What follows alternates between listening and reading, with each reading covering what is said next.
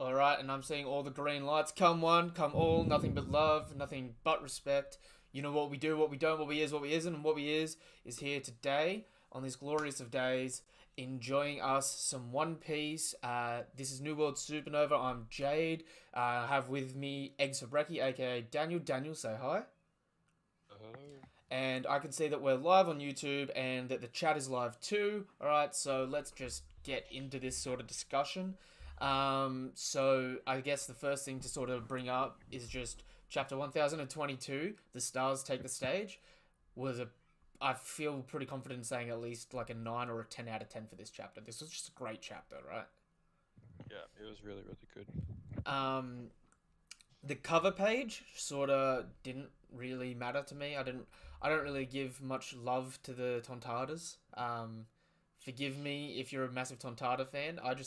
You know, I don't dislike them. I just don't like them. So Yeah, unless the cover page is like story related, I never really care that much. yeah. And so we jump back into the story.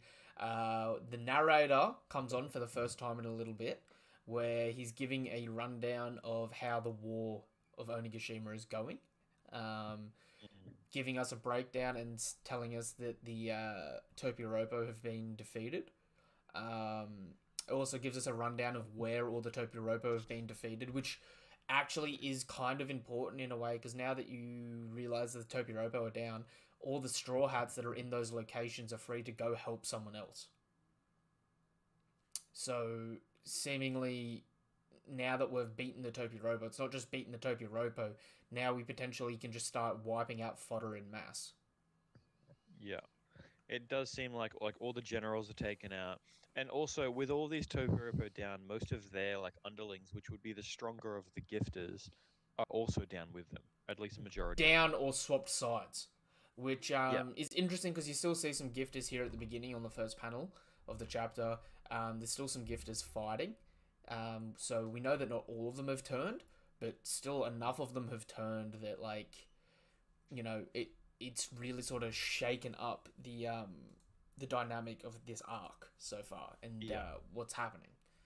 Um, so we mentioned this a little bit off stream, but what are your thoughts on the Flying Six having been taken out here? Do you think they are down for good? And if they are down for good, do you feel like they lived up to expectations, or do you feel like they sort of didn't have as much HP as you'd expect from a series of zone users? So, like, in all reality, it's really hard to power scale them because we don't know. We haven't seen them fight other crews. I just think the Straw Hat crew is a lot stronger than a lot of people give them credit for, just because they don't have like Haki or like insane Devil Fruits. Um, the Straw Hat crew has been like incredibly strong for a really long time. Like they've beaten lots of people. Like Nami has Zeus. Frankie's always been really strong. When Frankie was introduced, he was like Luffy, as strong as Luffy. Um, a lot of these people are like really. I could understand them getting taken out. Um, the other thing is that like they are while they are like considered to be like quite elite and quite strong, Destroy Head is like a near Pirate King level crew, and they're a tiny crew of like 10, 11 people. So they have to be like each individual person has to be a pretty high level. And these are what Kaido being number one. These are number five through to nine or something like Yeah. that. 5 through to 12 of the crew on this in this case. They're not that high ranking. Like it's not like they're all stars that are being taken out by Frankie. You know, I mean, look, they're just the Flying at Six. this point in time, the fact that the Flying Six only two of them showed Haki, being Ulti and Who's Who, kind of like says a lot as well. Where they might have been strong based solely on their Devil Fruits as well, like their strength Yeah. from their fruits might have been carrying them pretty hard up until now. Not to Here's another thing for power scaling sense. Like when we were in Whole Cake Island and Carrot went into her form, she like smashed on um Fuji the lamp guy. How am I forgetting his name? Oven and Yeah, Daifuku. There we go. Daifuku. There we go. I Yeah, can't think of yeah. his name She first. I got to think of of Oven yeah, first. oven first. Yeah, they're like a pair. Yeah. uh, Yeah, yeah, she like trashed on him, and he is essentially like one of the top levels of the Flying Six on the Big Mum side. And this is someone who she wasn't one of the captain, like one of the warrior captains, right? She was just one of the warriors of the Mink tribe who went into Sulong form. See, So like it's you've got the cat and the dog leaders, then you've got the captains of either of their team, and then you've got Carrot I under that as almost like a vice captain kind of I deal. I find that sort of hard to scale as well because like we don't like she didn't do any damage to anyone. She just became faster than them. So she was able to dodge them without necessarily causing them damage. So Yeah, it's but like she was like causing their ships to be destroyed, and yeah. yeah, So it's it like just it yeah. But that's the thing. Like, I'm not saying she's like inherently just outright stronger than him, but like when you consider that, it's not that surprising that someone like Frankie could beat one of the Flying Six members, or somebody as like Robin with like a whole new form, which is I mean, essentially like especially since a as well, she was seemingly going to beat give form. Perisparrow until the moon got covered up. Yeah, So right. like, and I mean, you got to think as well. Carrot, she doesn't get enough credit for this because she's not one of the main. She's not one of the musketeers, and she's not one of uh the guardians, right? But she is one of the only members of the Mink that actually has been trained by both factions of the Minks, the day and the night. So it's like Yeah, even amongst the Minks, there's not a like clear distinction of where she sits outside of just not being the top. You know what I yeah, mean? right. Um, Yeah.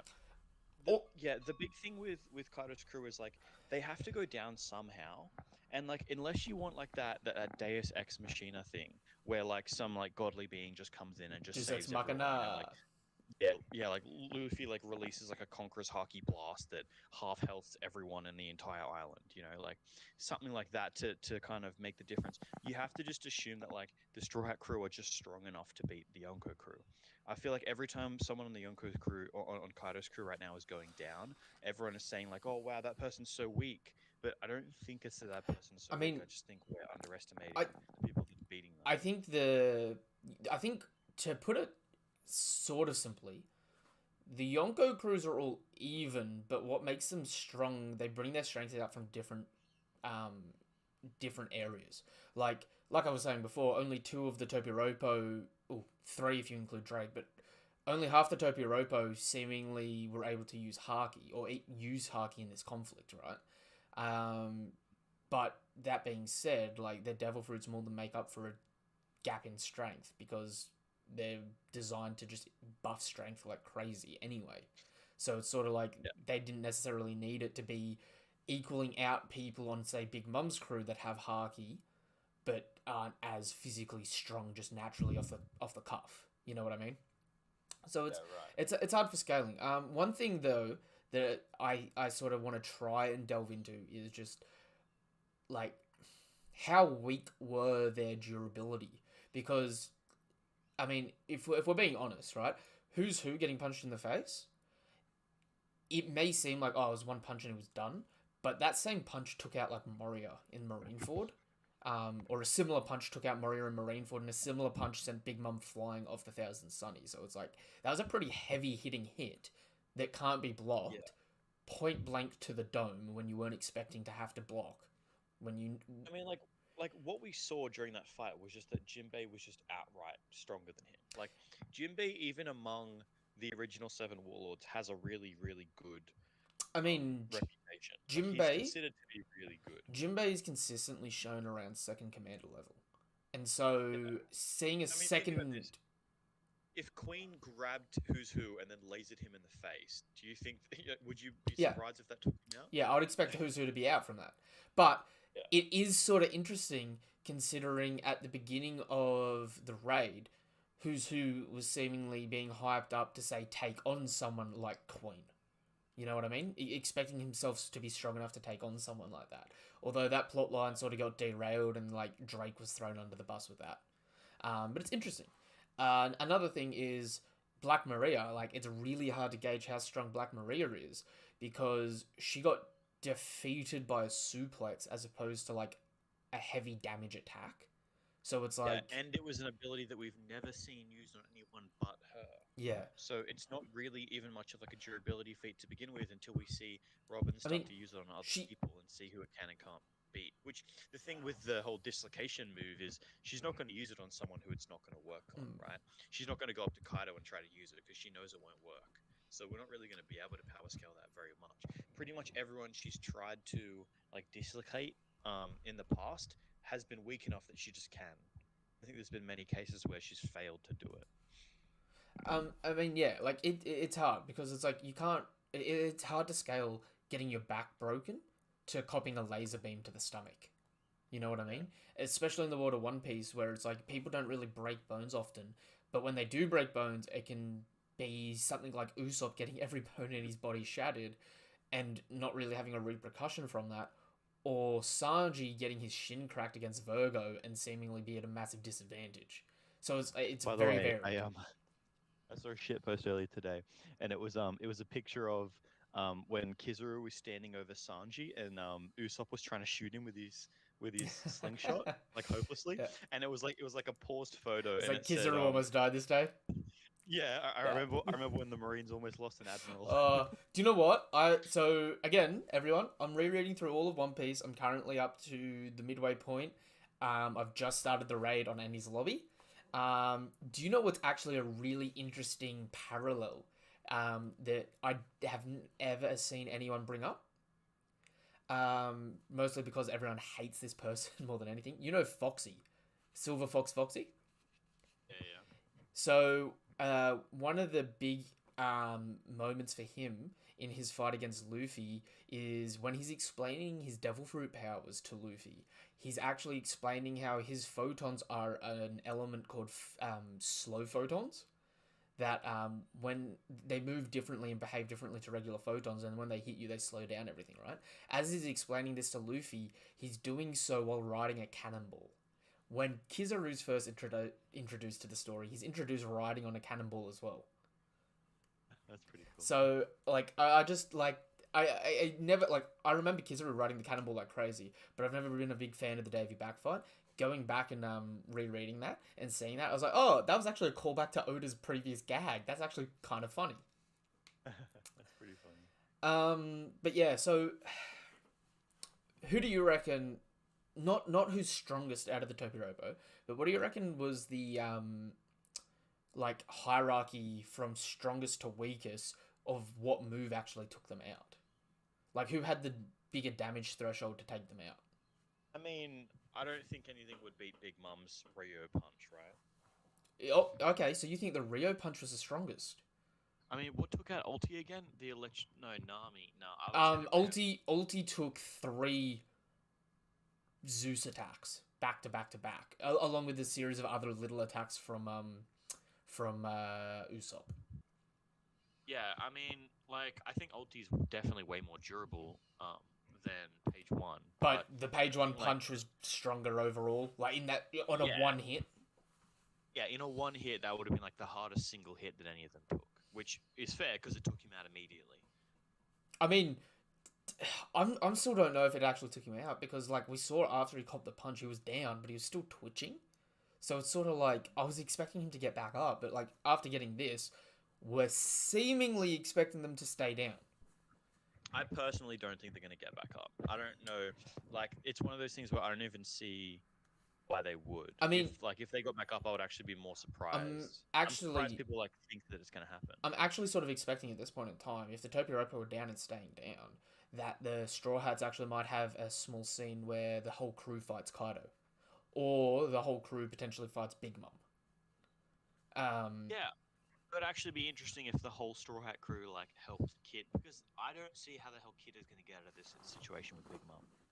Don't understand it. He doesn't have Killer with him, and that's like what is he going to do? If anything, he's at a disadvantage because of Killer. hmm And then the whole thing, like, we haven't seen any advanced forms of Haki from Kid, so he can't really seemingly do much damage to Big Mom. Um, Not to mention, like, we don't know if he's got an awakening or anything. We haven't really seen anything from his conquerors. Like, even just on paper at the moment, like, he seems to be Luffy light. You know what I mean? And Luffy's already struggling as is. Okay, before we get too much into Kid, um, Onigashima is approaching Wano, Yeah. going back to just under the And it's what we're talking about. approaching faster now. Because, like Yeah, we were discussing in the past, how the timeline was going. It took 20 chapters to get to the halfway point, and then in 2 to 3 chapters, we're almost halfway over again. yeah, right.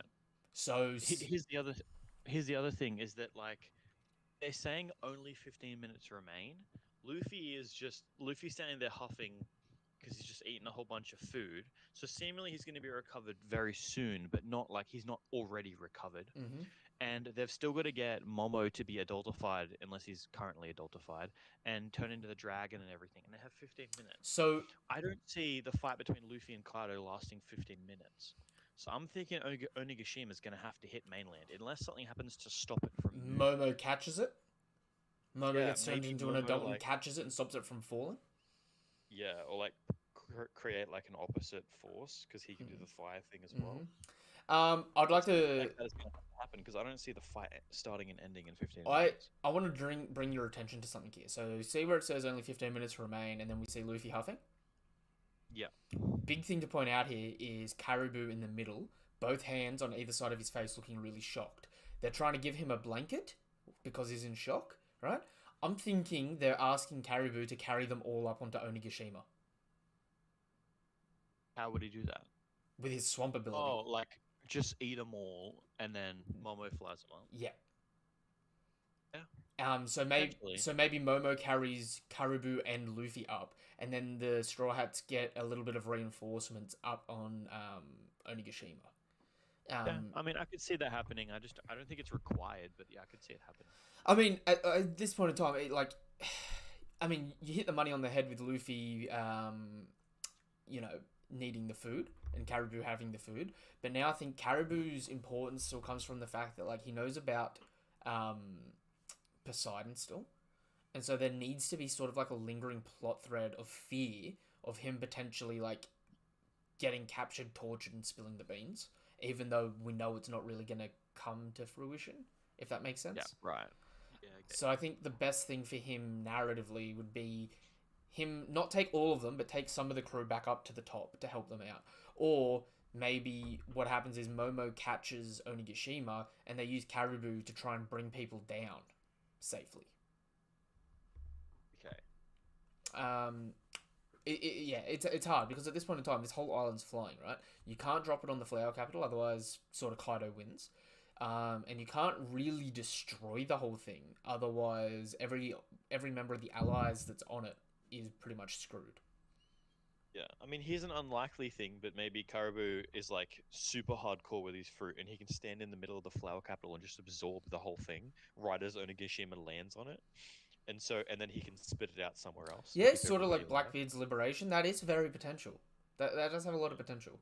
All right, so then we cut to what is probably the stupidest part of the chapter.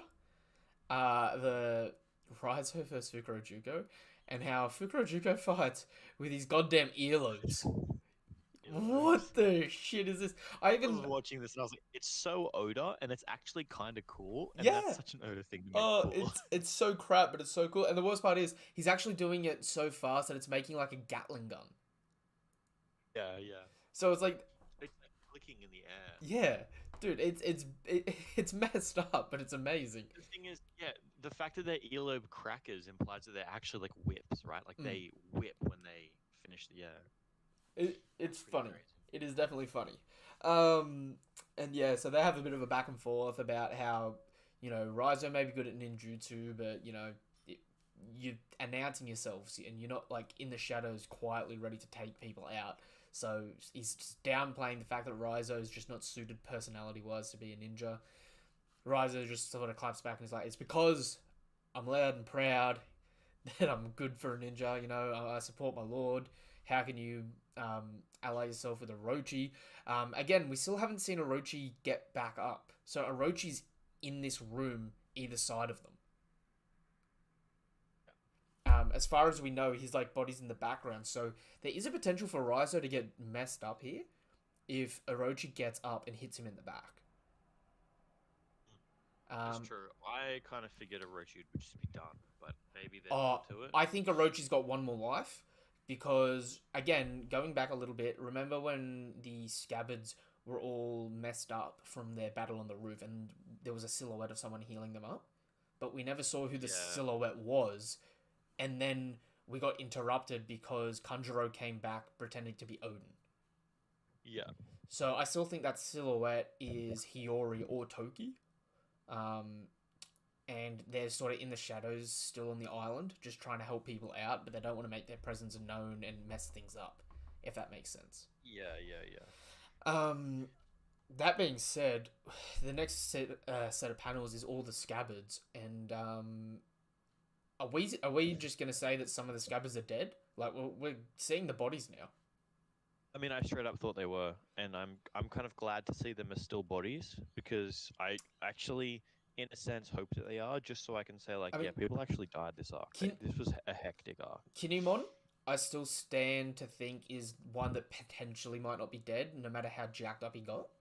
But I don't know how you can survive a mace to the face by I Kaido. mean, he's taken like three maces to the face from Kaido, and he got impaled by a sword. He's pinned, right? But Yeah, like I said in my live reaction, it doesn't necessarily surprise me if he's dead, considering before the raid started, we got told his wife was burnt alive by Hold'em, and so yeah. I was holding out for if his wife's alive, he'll survive. But if his wife was generally genuinely dead, I can see Kinemon dying and staying dead. And I mean, it's very Oda esque to make you go, oh, they're not dead, only for that to be a finite death, and for you to go back and reread it and be like, holy shit, like someone's death wasn't some grand gesture. It just sort of got ripped out from under them. I mean, they could kind of play some like symbolism about like Zoro cutting King's fire and how Kinemon lives on through his sword cutting technique and all that stuff. Mm, You know, like he gave a gift to the world's greatest swordsman. He taught the world's greatest swordsman before he died, which is pretty honorable for a samurai. mm. The one I would like to point out the most here, Shootin' Maru. That is so much blood that Yes. like No way. I No think way he is is he alive. actually dead. Like at this point in time, I'm like, do you know what? If you're gonna give me one scabbard that like has no chance of coming back, Shootin' Maru. He died on a chapter called Shootin' Maru, right? Blood Yeah. everywhere, blood everywhere, blood everywhere. He got blown to Kingdom Come, right? And Mm. I don't know. It's interesting, but then my question becomes: do you think the rest of the scabbards are doomed to start dying one by one for this to succeed? I don't think so. I think some of them are gonna live. Yeah, I think some of them are gonna survive definitely. Just because like it would make it would seem a little bit weird for every single one of them to individually die. I just feel like it's going to be more of like a random thing, you know, because it's a war. It's like you don't know what's going to happen. Some people die, some people survive. It's kind of random. It's not based on narrative necessarily. It's Yeah. interesting that Denjiro's looks like he's gearing up for another fight though, and we've got no idea where he is still. Yeah. So I don't know where he's been running to or what. Um, My big question is what's going to happen with Dogman fighting Jack because that's pretty big. Um, I th- that's like a pretty I got. significant fight for him to be battling. I know Jack's really like weakened, but so's he. I mean, look, if I was rewatching some scenes earlier, right, and I was just thinking, like, we're watching a few scenes of Jack, a few people's reactions to Jack's introduction and that, and like, do you know what's really weird to think about? Yeah. Jack's preferred style of fighting is as a swordsman, but he is a trash swordsman. Like him in his elephant form, he uses his trunk to block and do heavy hits and that. But like his preferred method of fighting is he goes into his human form, right? Whips out his swords and starts cutting people up. But every time he's whipped out those swords, he's sort of been overpowered in swordsmanship. So Yeah. I mean, like, we still haven't seen Jack's hybrid, which holy damn, good luck to Inarashi if he goes hybrid form because that's gonna be a reasonable buff as is. You know what I mean? Yeah, that's crazy. I reckon like it might be something like again adding like the chaos of the war. Inarashi goes into hybrid, and then Frogman somehow goes into Sulong. and then Potentially. like he wins, but he dies from the Sulong because he's so weakened. 'Cause he's like Ooh, so injured. that would be interesting. That would be interesting. Although, if that were to happen, as much as I wouldn't like it to, I feel like it would be more symbolic for Nekomamushi to die. And so, the night dies for the dawn. So the ruler of the day is the only person that's left out of the two rulers. You Yeah. know what I mean? But I mean, at this point in time, it's Oda, man. He'll do whatever he wants. I mean, we see Kinemon down. We see Okiku sort of holding on as she's just done and dusted, bleeding. Shuramaru is definitely bloodied up, and all the other scabs are a bit scuffed up and running around. But like at this point in time, it's like the big hitters that are left are King, Queen, and Jack, and some of the numbers that we still haven't seen. We haven't seen 1, 2, and 3 of the numbers. Yeah. So unless those not like, I mean, hell, if we come out of nowhere and those 3 numbers have Haki, like even base Haki, that might be a big enough problem to just sort of handle those people a bit. You know what I mean? I honestly I kind of see this going. My big question is like, um, when all this is said and done, like it seems like Luffy's fight against Kaido is less done than everyone else's fights. Mm-hmm. So I kind of see everyone finishing up their fights as Luffy is still fighting Kaido. And in that case, like I don't see them getting involved in the fight. But I don't know if they're just gonna like stand around because obviously it's gonna be a tough fight between Luffy and Kaido. He's not just like Luffy's not just gonna dumpster him, I right? mean, we still have the Big Mum problem. So is it Yeah, leave Kaido to Luffy and everyone else go for Big Mum, or I mean, we Zoro? still have Big Mom's crew lingering around, Smoothie, Mm. people like that. So if Do you think they're they, gonna show up, or are they just gonna stay out of it until the entire battle is over? I Like Sean wanted Lee. I wanted them to show up, but I think at this point in time it's too late for them to show up. Which I think, you know, when they show up, do they show up to get Big Mum's body out of there so she's not dead? Or do they show up to give Big Mum an out? Or do they show up and start trying to do serious damage? You know what I mean? Because at this point in time, if the Big Mum pirates are going to come up, right, and say they've now learned about the waterfall entrance in the middle of Onigashima, or in the middle of Wano, right? That Mhm. means if they're going to come up at all, they're about to intercept the Heart Pirates getting Luffy to Onigashima. So Right. if they're going to have like if they're going to come into this, it's going to be in the next couple of chapters. You know what I mean?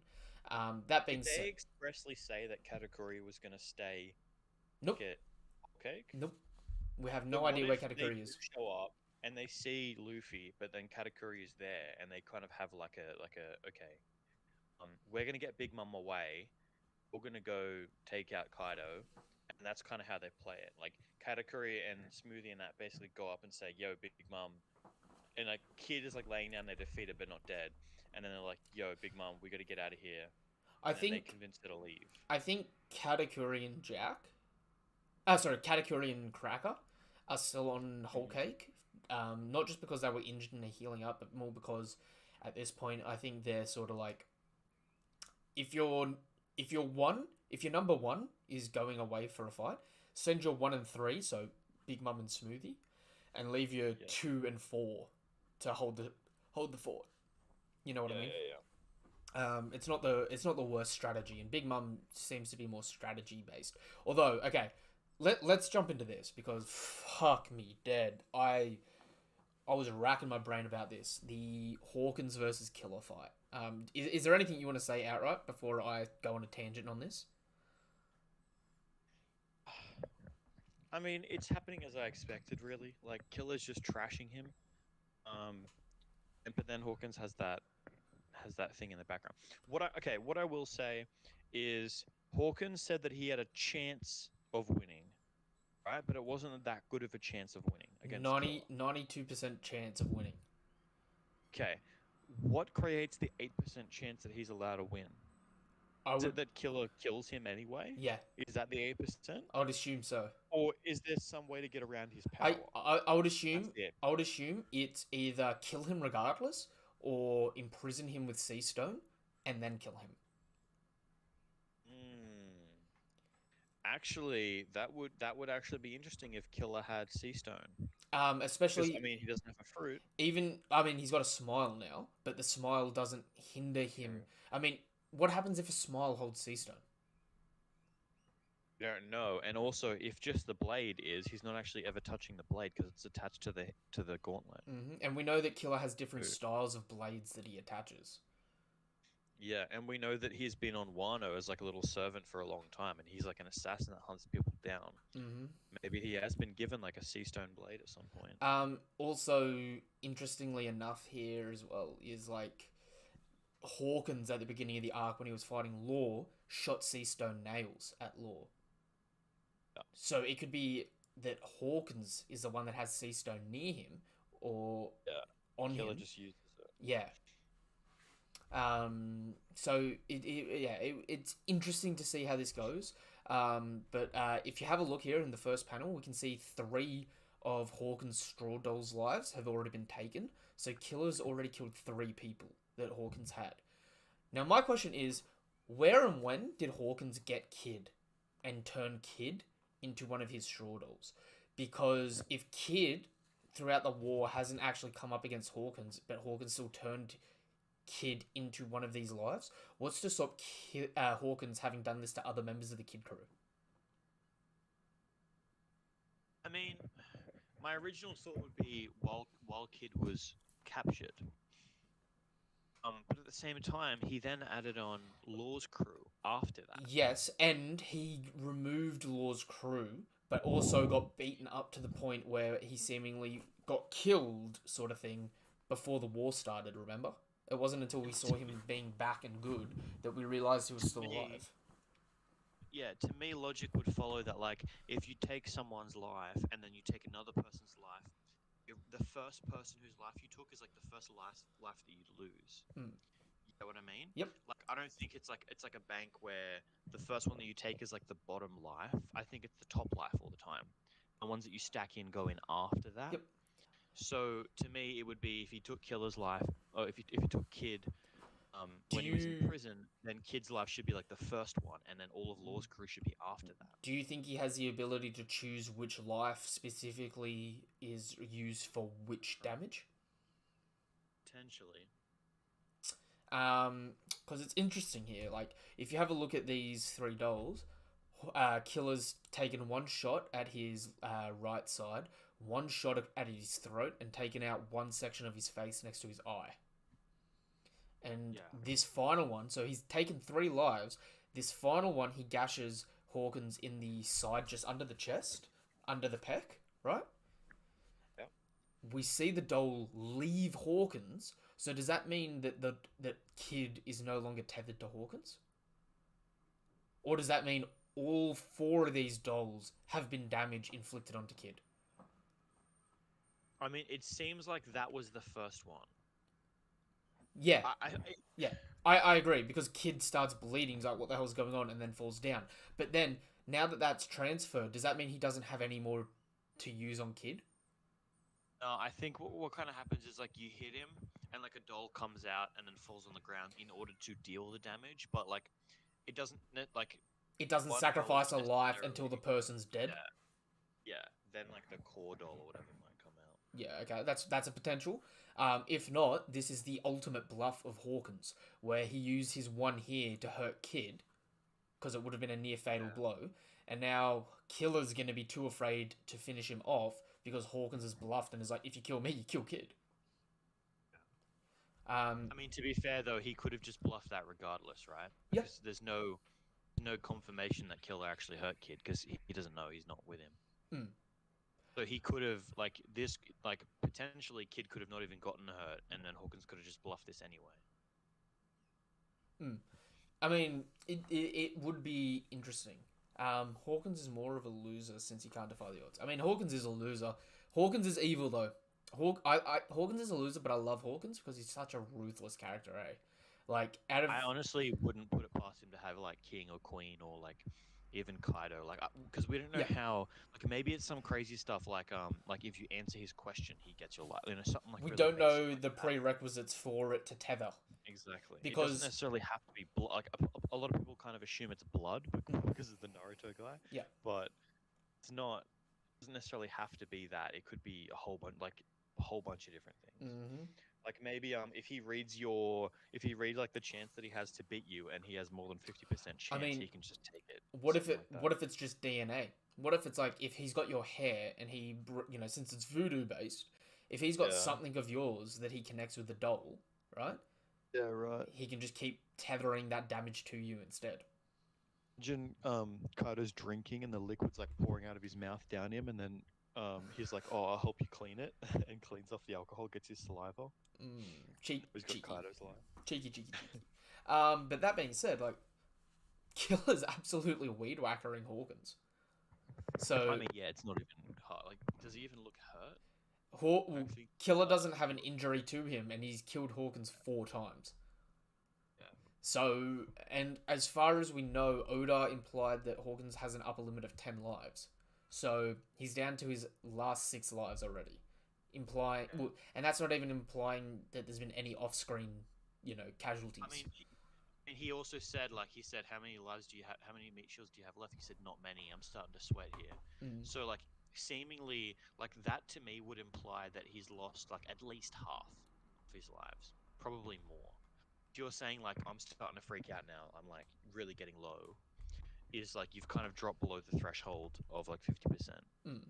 I mean, it's fair enough. Hawkins threatening here. We haven't seen Hawkins start using his cards yet, and remember there are cards in his repertoire that allow him to boost one's abilities beyond normal limits. So we might just be getting into the back half of this fight now, which is interesting. But at this point in time, Hawkins has just sort of been a punching bag this whole arc for everyone. From how it's been going, I don't see this fight being very like on screen. I just see it like I see the only parts of it being on screen is when it's like narratively relevant, Yeah. like when they're talking about like Kid and Killer and Big Mom and all of that deal. I don't see them like showing off all their abilities and trying to make it like a cool fight because I don't think people would care that much. I think like they've already been doing right now. Like they showed the start of the fight, and now they're showing that he's got Kid's life. It's all narrative based, really. It's not as much like I have this cool ability and I'm using it on you. Mm. At this point in time, though, Law seems more ruthless than than Killer, does he not? I Law mean, yeah. Law straight up said like, "Oh, you got my crew as your extra lives. Oh, that sucks. I'm either gonna kill them or I'm gonna kill you. So what are we gonna do? I can let you go or I can kill you. Either way, like I'm not walking out of this the bitch." And so Killer's here now. We haven't gotten his reply, but Killer's just sort of like, "Oh, you son of a gun." You know what I mean? Yeah. So it will be interesting to see how Killer deals with it differently to say Law and the others. But Kid is injured. Kid is bleeding from his chest where it should have reasonably hit Hawkins. Hawkins is now Yeah. reverted back into his human form, and then we get down to some craziness. King and Queen are on a rampage, and King. Oh, just a quick note. Yep. Mama looks absolutely fine. Yeah, not a scratch on her. Yeah. Not a scratch on her. Kid's almost out for the count, but Yeah. Big Mum, not a scratch on her. He's Uh, just laughing.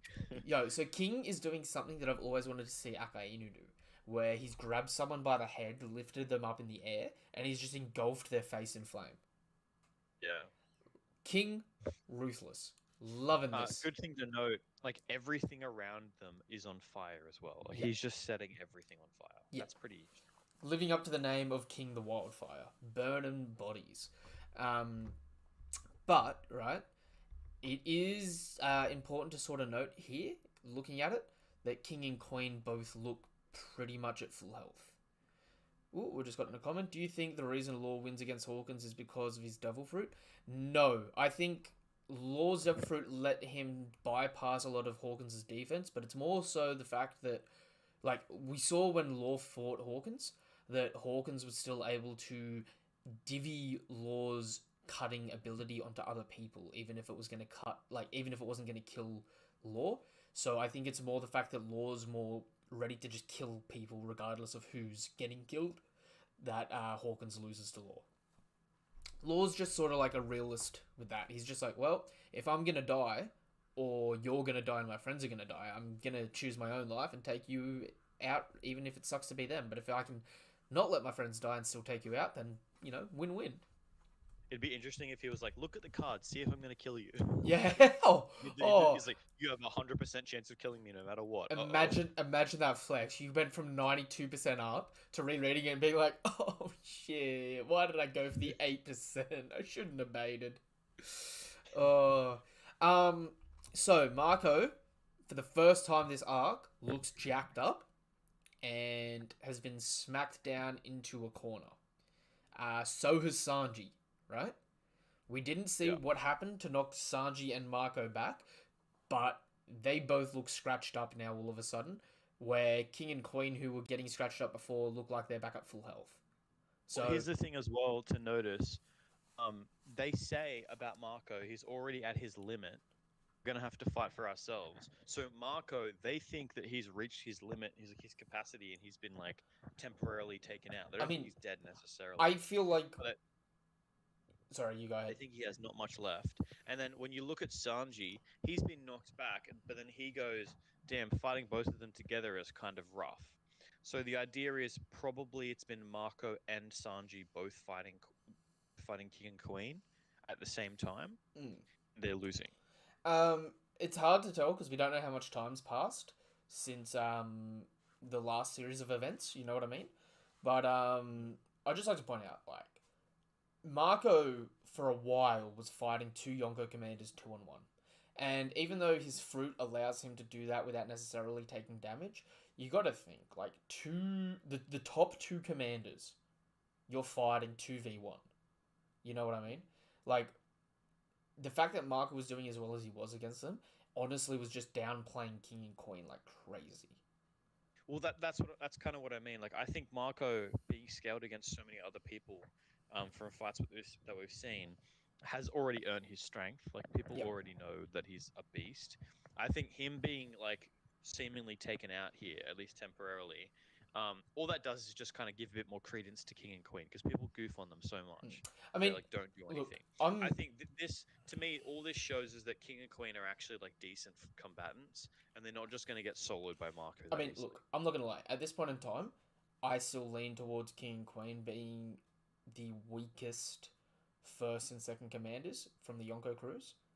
Um, and and when I say that, like, they're all on the same tiers. Like, I don't think there's anyone alive that thinks that the Yonko commander tiers is like so dramatically different from each crew. You know what I mean? But like, Yeah. just so far from what we've seen, it's like Queen can shoot lasers, which is one of Kizaru's abilities. Yeah, so he's got like a Yonko. Oh, he's got an admiral level attack. Sorry, but like, he is just so big and goofy that he's relying on like so many other things that it's like you put Queen up against like other people, and it's just sort of it's hard to scale them just because of the manner in which that they fight. You know what I mean? And the fact that we haven't seen them do as much beastly stuff yet. So Yes, but here's the thing. We're currently about to see them fight. We haven't actually yes, seen them fight yet. yeah. We've seen them verse someone who essentially became a Yonko after Whitebeard died.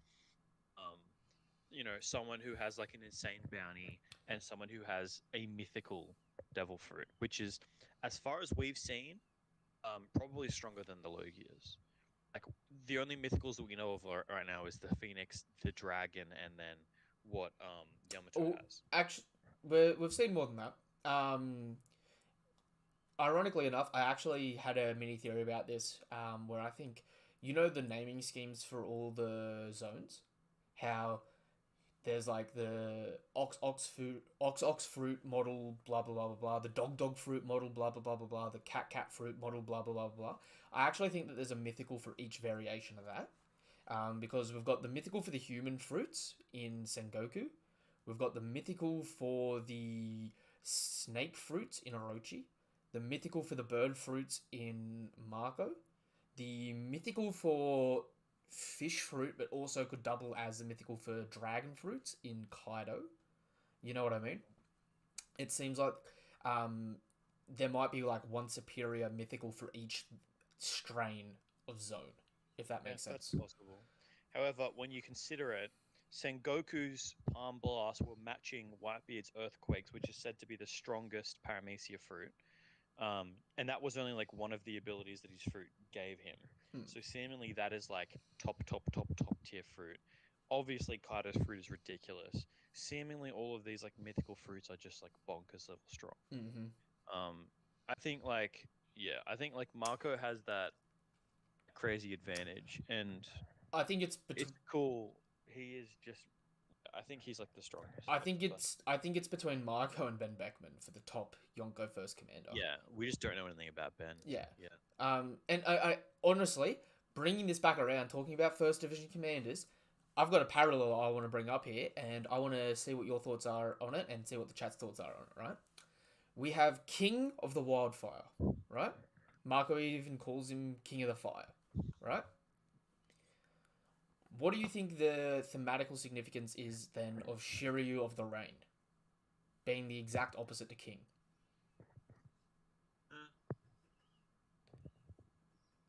Yeah, and the Both fact that they both kind of look like prison jailers and stuff. prison jailers, both swordsmen, except now we know that King, his race used to live on top of the red line, whereas Shiryu lived in Impel Down at the bottom of the ocean.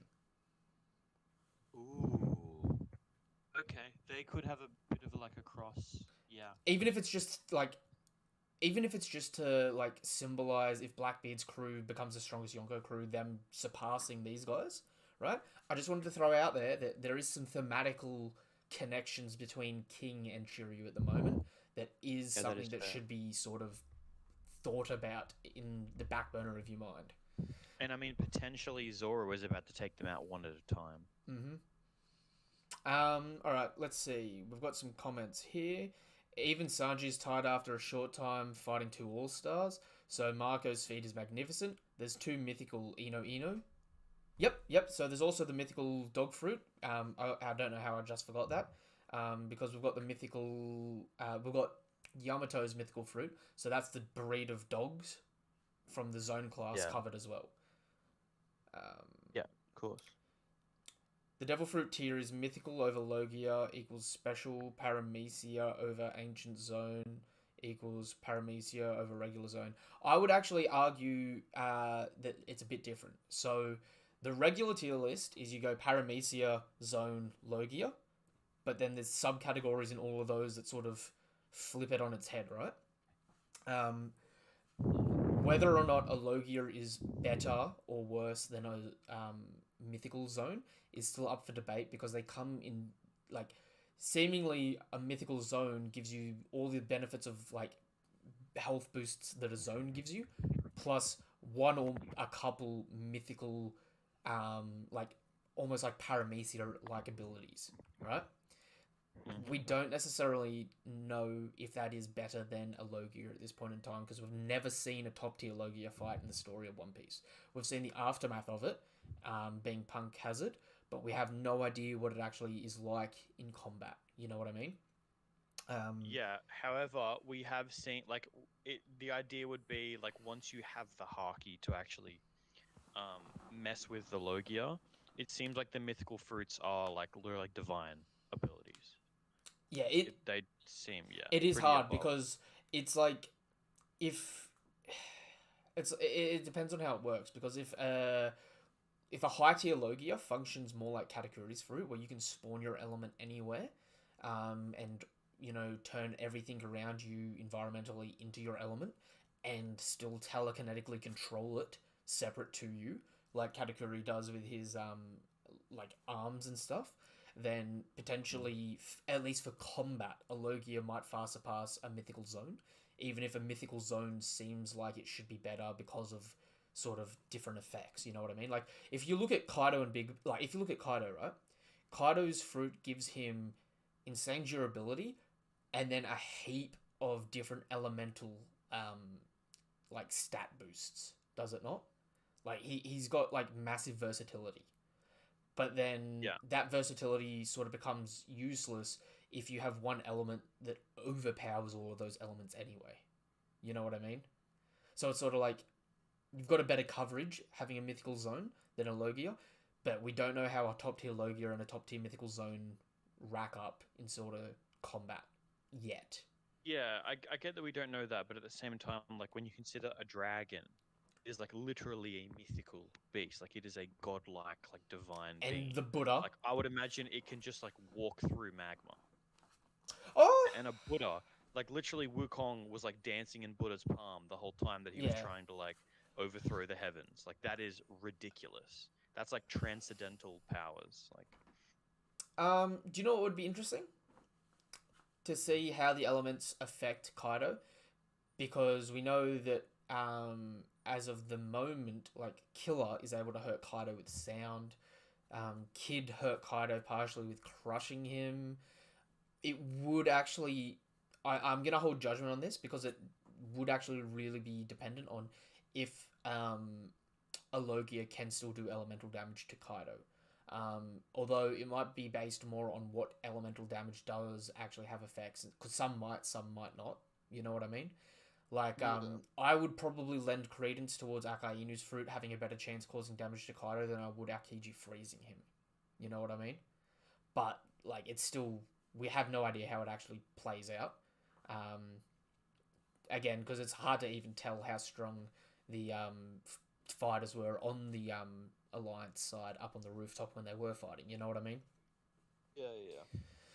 Um, yeah, but okay, let's shoot through this a little bit more because we have Sanji kick Queen in his dumb ugly face, smacking his neck up a bit.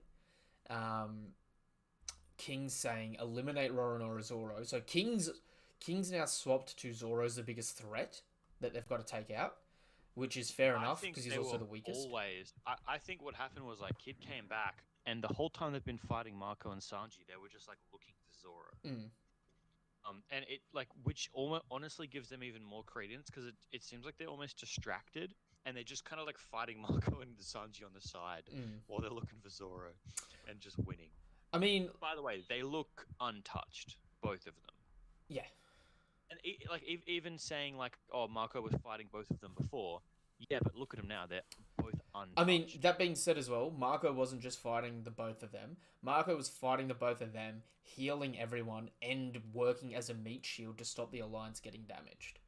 Yeah, While watching out for Straw Hats to get them to fight more important people. yeah, So and he was like also helping Zoro get to the roof at the time as well. yeah, so like He was doing all that to help Zoro get to the roof. He was Marco, also distracted at that like, point. and look, at this point in time, although we haven't seen it, King and Queen have to have some form of haki, right? Yeah. So even though Marco looks more banged up here than or reasonably should be, like it could be literally as simple as one of them hit Marco once while he was distracted. He went flying into some rubble because we see Marco slightly later on in this chapter, and he's almost healed up.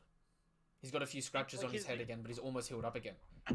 I don't think Marco right now is like fighting for his life. I think he's literally just playing the distract game, like he's just toying around He, until and because he wants the Straw Hats to actually win this on their own, yeah. right?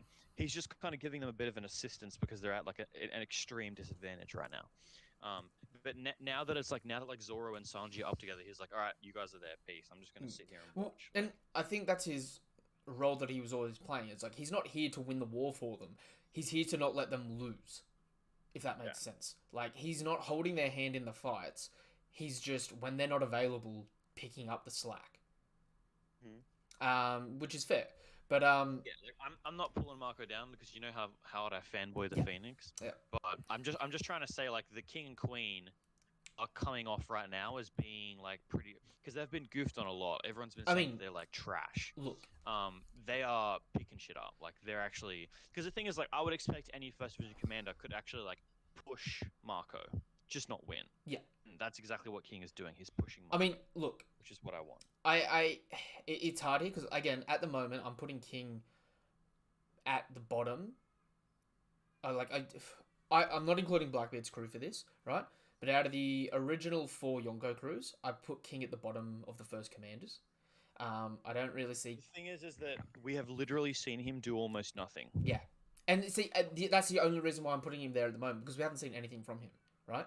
With Because like Queen, when you consider it, all we've seen is that he was fighting Marco and not just like immediately decimating him.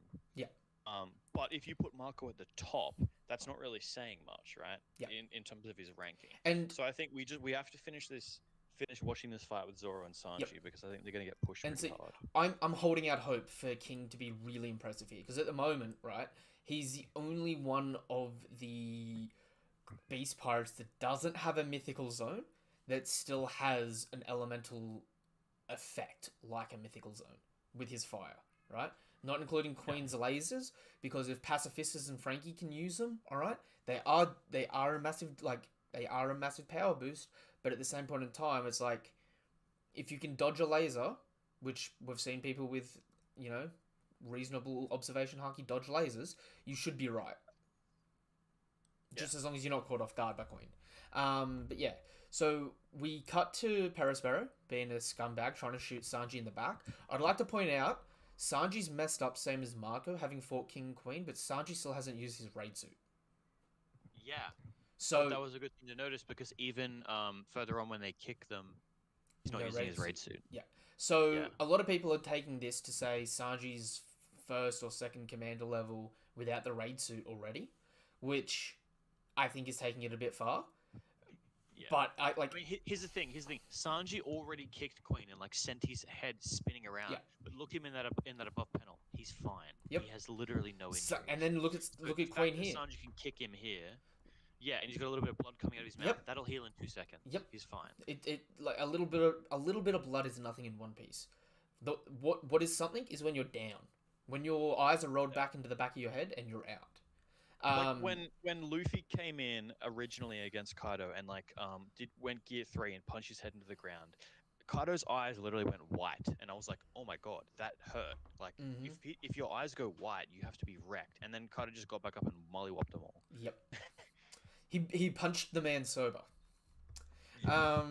So okay, we find out here King can control and manipulate and shape fire, right? Yes. So that is it is impressive, right? But still, at this point in time, compared to the other and I'm talking about right now. Like, if this was a snapshot of all King was, right? I put King at the bottom of the first commanders, not including Blackbeard's crew. But I want him to be more impressive, because like, although he's controlling fire here, ultimately he's meant to be a swordsman, is he not? A flying swordsman. That's the impressions that Yes. I've gotten from him. Well, So this is so here's the thing. This seemingly isn't at all his devil fruit form. What's like this doesn't even seem like potentially it's no the wings hybrid. aren't even Yeah, not even the his wings are hybrid. natural, right? So this isn't hybrid. Yeah. This is him boxing instead of using his swords as a swordsman, right? And it's hard to tell because we don't know how King's fighting style is, and this is a named attack, right? But I mean, Zoro's no sword style is a named attack. Doesn't mean it's sort of a useful one of his main attacks. You know what I mean? The other thing is that to block this, Marco is using Immortal Thistle and on Divine Flame, which is a very long named defense attack. Not to mention, in order just to block this this punch. is seemingly the same move he used to block Kizaru's Yamasaki Sacred Jewels in Marineford. Yeah. It's depicted the same way, where he spins his arms as wings around to pick up the whole surface area and block a large portion of area. Yeah. So this is what he It's used to defend this isn't Whitebeard. like a casual defense. He's not just like putting his hand up and just blocking it. Yeah. He's using So- a big named so- attack just to block King's like fire. So punch. a named attack blocked a named attack, like a named defense. It's pretty much what we're getting from here. It's hard because we don't know how King fights yet, but we should be His named assuming he's a attack, sword. did he? Yes. So Immortal Thistle's the block, and on Divine Flame's the punch. Okay. Yeah. So it's like the punch versus the block. But still, right? The fact that he's punching with fire and it's doing this huge explosion, he's like the Paramecia version of Ace. Yeah. So it is sort That's of like an inherent natural ability. yeah, which makes King have a little bit more in his repertoire to me to be impressive. But still, like, so far, I still hold Marco and Katakuri's abilities above that. With Ben Beckman and Jesus Burgess / Shiryu, right? I can't gauge those three people at the moment. I know that I want to say Ben Beckman's strong based from the supplementary material we've got. So I want to put him near Marco, but we haven't seen anything from him, right? And with Shiryu and Burgess, right? Most people say Shiryu's the strongest pirate on the Blackbeard Pirates. You forget Aokiji's on the crew, and Burgess is the first commander. So it's like there's a big sort of discrepancy in who's strong on that crew in what Even though order. Burgess hasn't had the greatest showing, he's going to get a busted fruit, no doubt. Yeah. I mean, And look, yeah, Shiryu's gotten his fruit and reached his ceiling. Burgess was doing the same things that Shiryu was doing, but instead of a slash, he was doing a blunt force punch. Like Shiryu's most impressive feat is a projectile sword slash. Burgess's most impressive feat is a projectile punch. They have the same feats so far.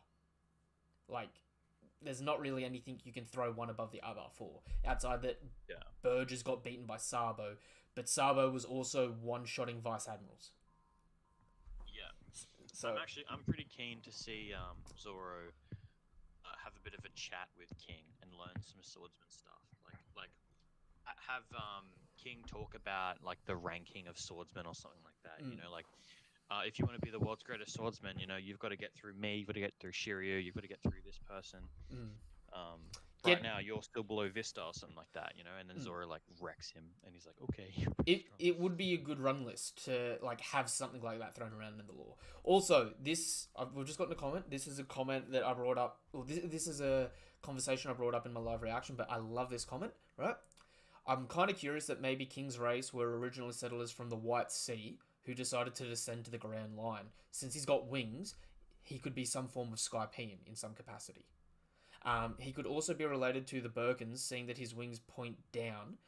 The only thing that his wings are coloured black and not white. But then again, his wings might be coloured black because he's wearing a gimp suit. The other thing is that it's really interesting to me that um, his race lives on the top of the red line. Yeah. Which is like why they live on the top of the red line, because seemingly the red line was like potentially artificially created, and it actually might be an interesting thing because of the whole all blue thing. Well, do you know what's And weird? they're seemingly going to do a 2-on-2 fight. So maybe Sanji and him are going to start talking about the all We blue. we never really cover this, right? But it was stated really early on in the series, right, that most of the kingdoms in the world actually live on top of the red line. There's countries spread out across the whole length of the red line. It's just Merijoa is in the center of it. And the red line has many different climates along different sections of it. But that's just something that we seem to forget. So kings from the red line, fair enough. So we know at some point in time, some species of winged tribe lived on the Grand Line, on the red line. You know what I mean? Which Question is, did they build it? Well, Did actually, they defend it? how's this for a thought, right? We don't know how tall the red line is.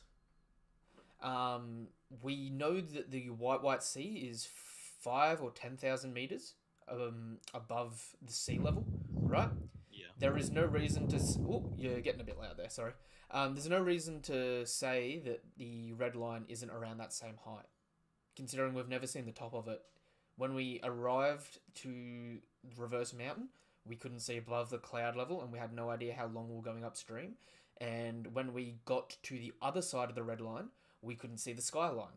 We were covered by the clouds. So we've got no idea how tall up the red line actually goes. Yeah, right. So for all we know, the top of the red line of Merijoa is on the same height level as Sky Island.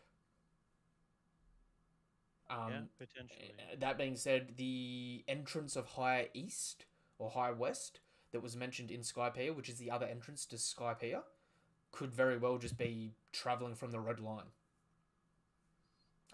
We just don't know how it works. We don't have enough information. There is still a hell of a lot of mystery in the world of One Piece that we just don't have enough of the geography for. So, geography is everything in these situations. That being said, though, right? Once Marco talks a little smack to King and gets in the way of King and Queen, apart from the fact that they say, Marco, you're still breathing, because they're sort of pissed off that Marco's been doing so much against them, If you actually look, Marco's injured. Marco removes his flames around him, deactivating his block. King and Queen go to attack. Marco's all healed up and walks. Oh, actually, sorry, he's not all healed up. It just looks like that because he was in a smaller panel. But Marco jumps out the way, and then Sanji and Zoro just smack the crap out of King and Queen. Sanji kicks Queen in the neck. But more importantly, if you look at King, Zoro has cut an X across his torso up near his neck. You can see the blood splatter where Zoro's landed a clean cut as an X shape on the top of King. And then that's sort of the last thing we see of them. We see faces of them, but we don't see like their injuries. So my question for you is, Marco's stalled King and Queen, but Zoro's already fought Kaido. And although we seemingly think, like, is Zoro back at full health, or is he just not feeling pain? I think Zoro is as fatigued as Sanji is from fighting them for a little while. Okay. Interesting. But if you look at him, he doesn't have any cuts on him. He doesn't have any obvious bangs on him. But Sanji does have a couple of like little scuffs around his face. But I think they're both genuinely fairly fine. Yeah. I think it's just one of those.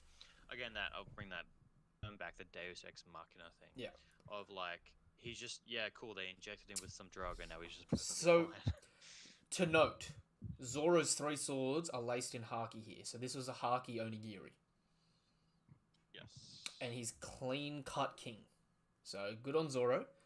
But now we officially get the final lineup of Sanji versus Queen, Zoro versus King. Potentially just generally 2-on-2. It could go back and forth. I hope it's a 2-on-2. Or I hope it's 1-on-1 swapping out who fights who from time to time, depending on what's happening. Like, if King takes to the air, Sanji tags out with Zoro to take to the air. And then if King starts to come back down to the ground, they swap back around. Like, I want to see, especially with what they say at the end of this, where they say, hey, Curlybrow, if we win this, I know, it'll finally be in sight, Luffy becoming King of the Pirates. I want to see Luffy... I want to see Sanji and Zoro actually, like... Because we've never really seen them have a proper fight together. Actually team up. And what I want is, I want them to be saying, like, passive-aggressive comments to each other, like, why don't you put more haki into your blades? And actually giving each other tips. Yeah. And then while they're fighting, by being passive-aggressive to each other, they're actually, like, making each other stronger. And then, I want to hear Zoro say, Sanji, you got to put more haki into it. That last kick did nothing to him. And then Sanji say, Zoro, how did you not dodge that? Didn't you sense it coming? I want the bickering. I also love, and I pointed this out in my live reaction, I love how under Marco, up on the top right of that page, you see Kaido's version of Panda Man. That is... What? Where? So, see Marco up the top right of the page, where it's time for this... For the there's a Panda Man, but it's not the normal Panda Man. So it's Kaido's Gifter Panda Man. Yeah. So Kaido has his own discount Panda Man. Alright? So yeah, that's chapter 1022. It's a damn good chapter. But it's like, we're now down to sort of, we have 5 fights left. We have Raizo vs Fukurojuko, right? Sanji vs Queen, Zoro vs King, Killer vs Hawkins, Inuarashi versus Jack. And sorry, I forgot. We have Big Mom versus Law and Kid. So we're down to 6 fights. We have Catman and Candyman. Oh, 7 fights then. But I don't think that's going to be much of a fight. I really think that... I think it'll be off-screen. I think we'll cut back to Paris Sparrow getting up and just like losing his shit, just being like, dude, Pedro killed himself. Why do you guys keep coming after me? You keep cutting the shit out of my face. I've been scratched, bitten, clawed, electrified, right? All because your friend decided to kill himself. What the hell do you want me to do? And I just want Nekomamushi to just be like, yeah, but he did it for a reason, so screw you, and just cut him to shit. But dude, I feel so sorry for Paris Sparrow. Like, he's just been like copping, like. By the way, the scratch that's on his face. Yep. that from Carrot? No, he got I scratched. thought that'd be from Marco. He got scratched over both eyes, but that scratch on his face, I'm pretty sure, is actually from Neko Mamushi right there scratching his face because you can see the blood splat. Oh, because no. I mean, if you look back when he's taking aim at Sanji, he's already got two Yep, scratches on his face. that's from one's from Potentially Carrot, three. one's from Carrot, one's from Wanda. They cut him on either eye across his eyes. I was kind of hoping that was Marco scratching him as they were fighting. Nah, Marco didn't actually do any damage to him because Marco didn't actually fight Perospero really. Yeah, he just flew away and Yeah. chased him. So I got a question for you, right?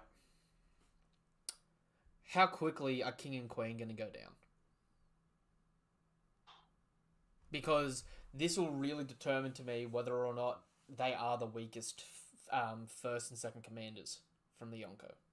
I think it'll take a while. I think they're currently stronger than Sanji and Zoro. I think Sanji and Zoro have to. I think Zoro has to learn his Conqueror's Haki attacks, and I think Sanji has to get a little bit stronger, just Okay. generally, and put his raid suit Okay, let me put this sword into your head then for growth. on. Mm-hmm. Say King is a swordsman who fights using Conqueror's Haki. Yeah. That puts King up on a different... Like, that puts King pretty much equal to the other first commanders, just from a different category, does it not?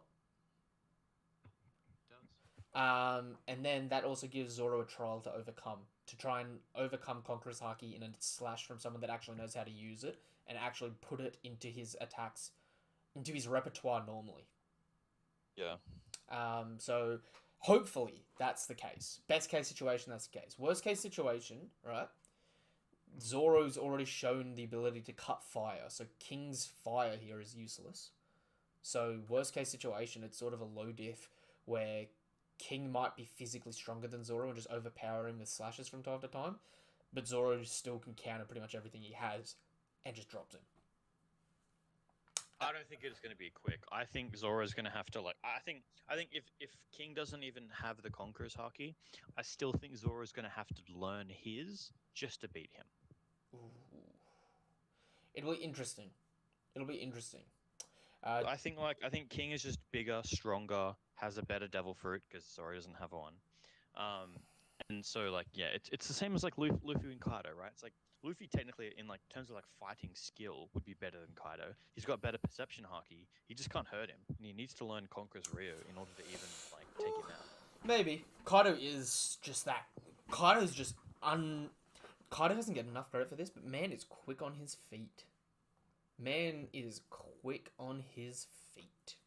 I've seen big boys be quick. Oh yeah. Do you think they brought the Mother Carmel photo on Big Mom's ship? Nah, I don't think they did.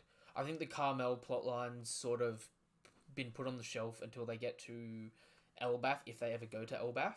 In which case, Luffy, it would be interesting to find out if Big Mom makes it to a later arc in the story, that Luffy finds out about the story of Carmel, and next time they're fighting, Luffy's like, why do you get so aggro? You already ate your mother. What's wrong with you? And she finds out that way. You know what I mean? Everyone's expecting something really big to come from it, and then it just turns out Luffy blurts it out when he finds out about it. That would be funny. So, Sanji vs. Queen. This will be interesting, right? Because the Straw Hats get stronger every arc, right? Yeah. But, right, Sanji's so far doing this without the raid suit, so he's got a massive boost coming, even though Queen's already in hybrid form. So realistically... So, here's the thing though. I don't think this attack that Zoro and Sanji did against King and Queen really did anything. It just initiated the fight. Just initiated the fight. It's the same thing as Luffy coming in with Gear 3 punch against Kaido. It looks super hype, and you're like, damn, dude, Luffy's going to do this. But then he just didn't. I think as soon as next chapter happens, we're going to start seeing this fight. I think Sanji and Zoro are just going to be getting wrecked. And I think they're going to have to get a lot stronger to beat these two. Same way that Luffy did against Katakuri and all that stuff. Probably not that big of a difference, but still. This is my prediction, right? Sanji fighting Queen. It's sort of close, right? Queen might be getting a few good hits in, and Sanji's just not doing enough damage. Sanji puts on the rage suit and ends it quick. I don't That's think any of it's gonna that's happen. that's how Sanji's fights have always like gone in the past. Like Sanji versus Jabra. Sanji was doing a little bit of damage, but nothing was really landing, right? And Jabra was like around the same strength level, but like just smacking him out with all these different techniques. Sanji went Diablo Jambe, finished it quick.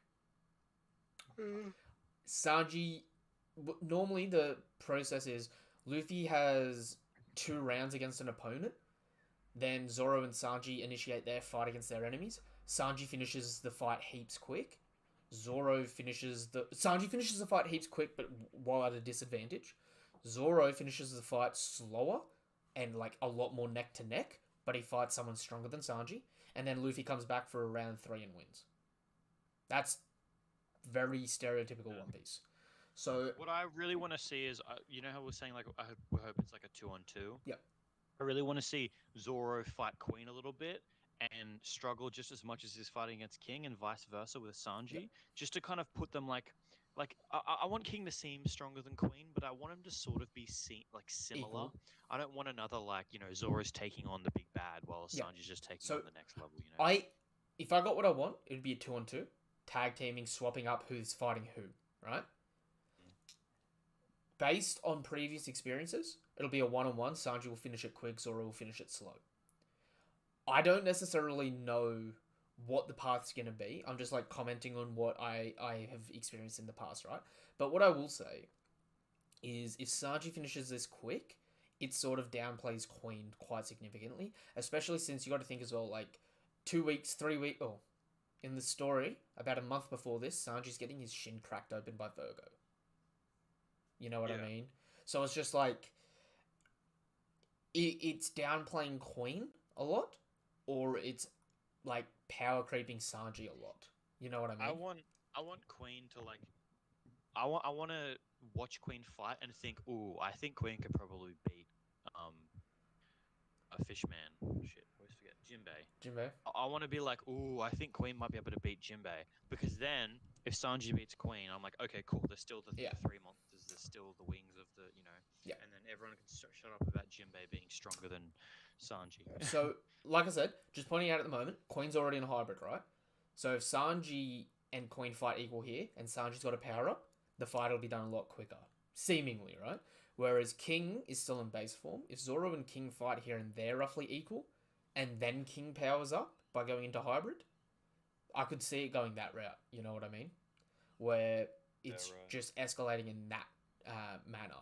Although I can see like Zoro talking to King and learning a bit more about Conqueror swordsmanship, and then Sanji talking to Queen and learning a bit more about both the Nakama people and Judge, because he's a scientist. Yeah. So there's a lot of room for them to be individual one-on-one fights.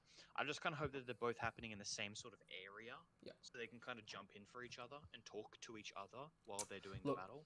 I hope they don't separate. I'm not gonna lie, right?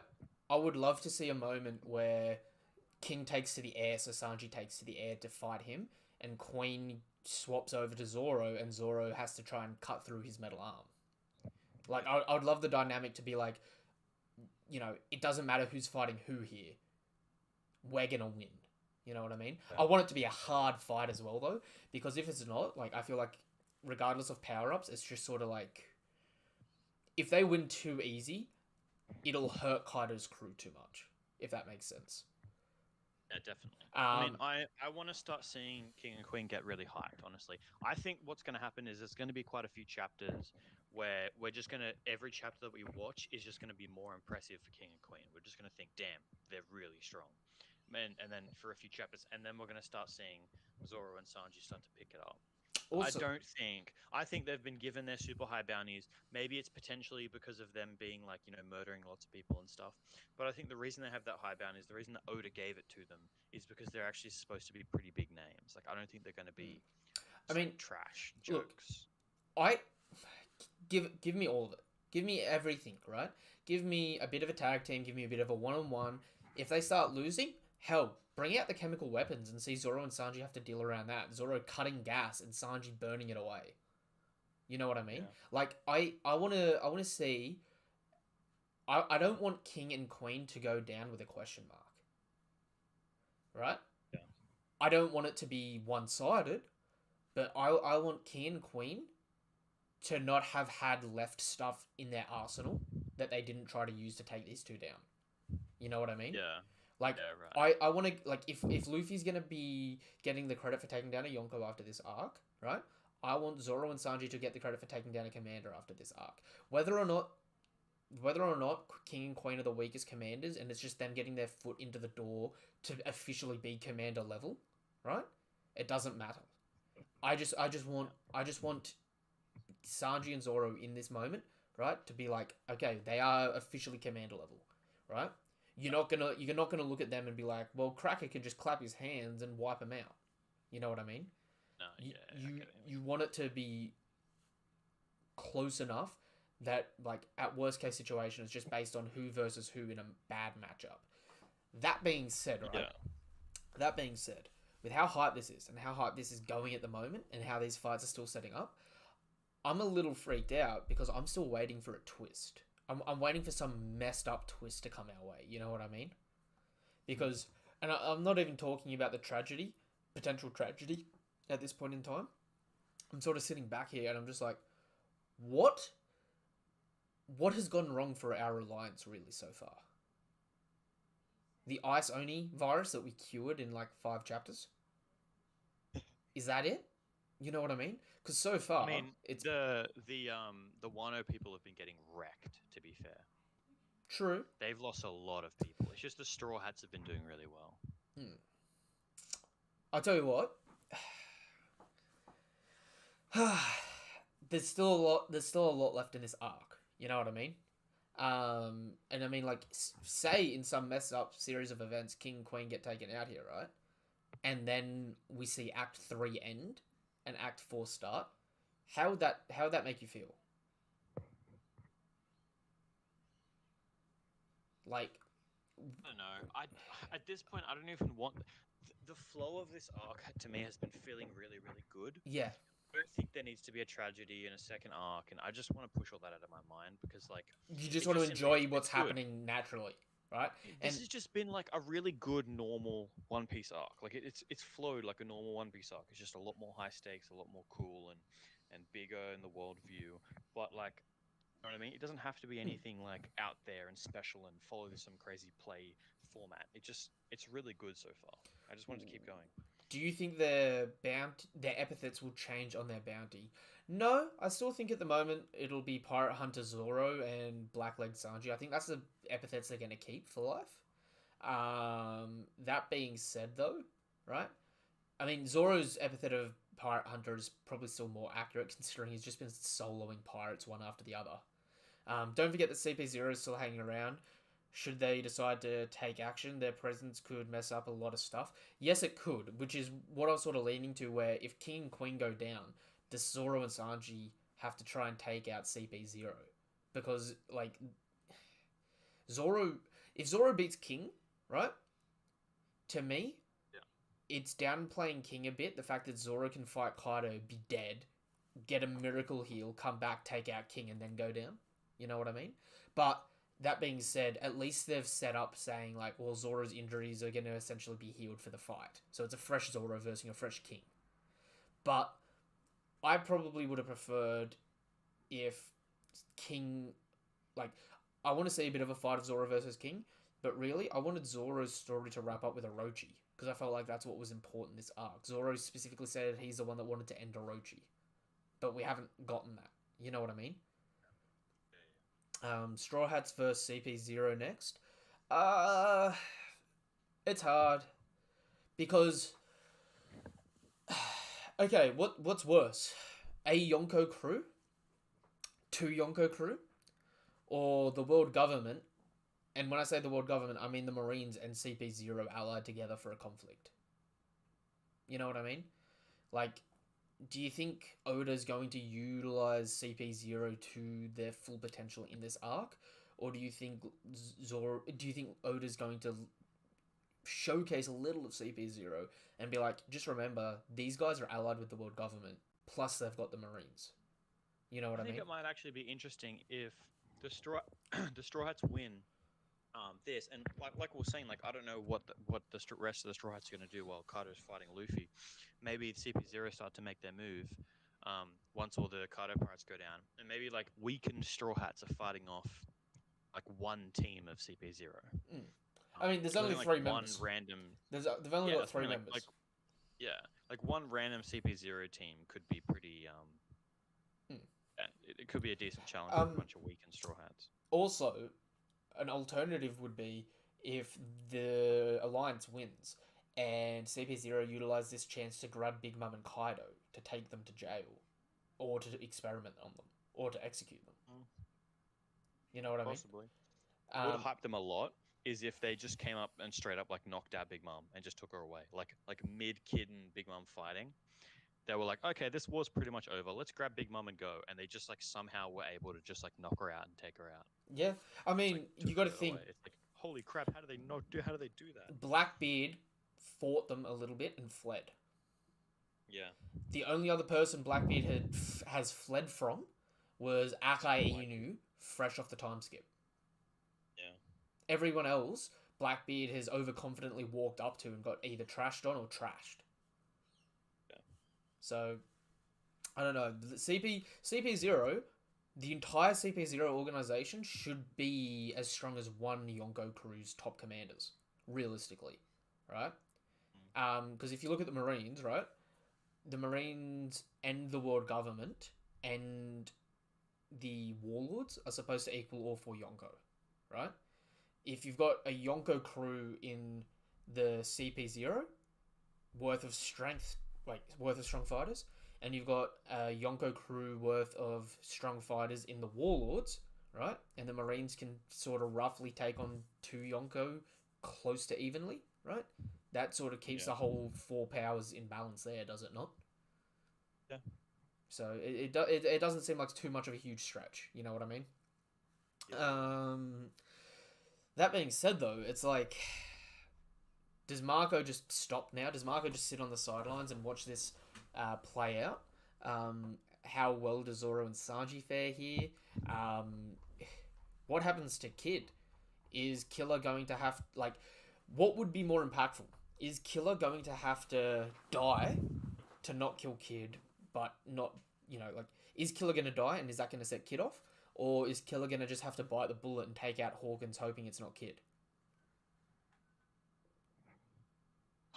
I have no idea what's going to happen with them. I don't even know where the hell Oda is going with that because I don't like they haven't set up a battle that's winnable. Kid versus Big Mom 1-on-1 is just not. Mm-hmm. No way. But Like Luffy learnt Conqueror's Rio, which Kid hasn't even shown Rio at all. Barely even shown Arm and Haki. Luffy had learnt Conqueror's Rio, still lost to Kaido. okay, So like if Kid beats Big Mom, like let's say off screen, I'm just gonna have to say, well, Big Mom's trash because there's no way that Kid got that much of a power up. I mean, Just look, yeah. Kid. To You be need fair, to show me him getting an insane power up if you want to play. to be fair, we know that Kid's injured one of Big Mum's sweet commanders in the past and fought against the Red Hair Pirates before fighting to exhaustion against Kaido, right? So Kid sort of has the um, same hype potential that Luffy did going into Wano. We just haven't seen him actually utilize it on screen. You know what I mean? So it's like we don't know how to play out, but it'd be really interesting if Killer could beat Hawkins in a fight, but has to choose to lose to save Kid.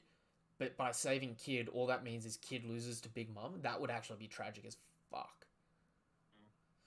I can kind of see Killer doing some smart strategy, like running away and like leading Hawkins to maybe Law or I don't know something like that. Like I see him sort of like thinking up something intelligent to get around it. I don't know what's gonna happen. Oh, okay. This wouldn't happen, right? This would never happen. But how jacked up would it be if Killer baited Hawkins into the fight against Big Mum, right? And then Law does personality transplant, swaps Big Mum into Hawkins's body, swaps Hawkins into Kid's body, and Kid into like another body, right? So he swaps all three of their personalities around. They kill Hawkins' real body, killing Big Mum, and they kill Hawkins in Kid's body.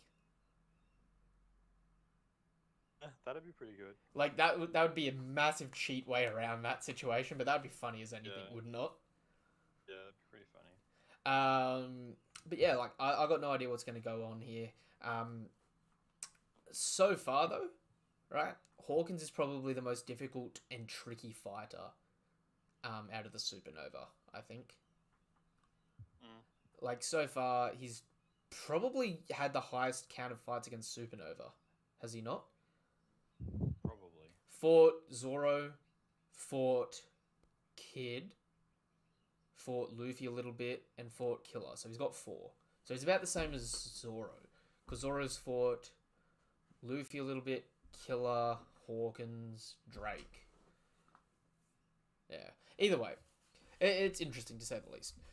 CP0 might get weakened Robin again. That's why Oda pushed her to her limit.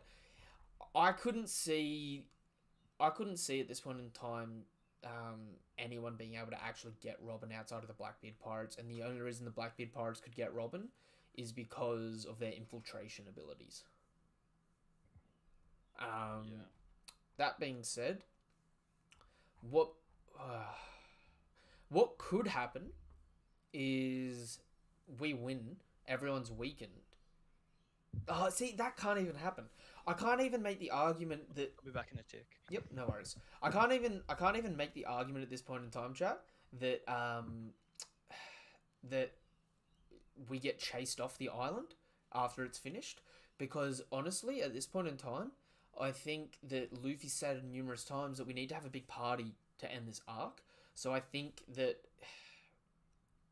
although the end of this arc's going to wrap up quick, they're actually going to be here longer than we expect, partying with everyone.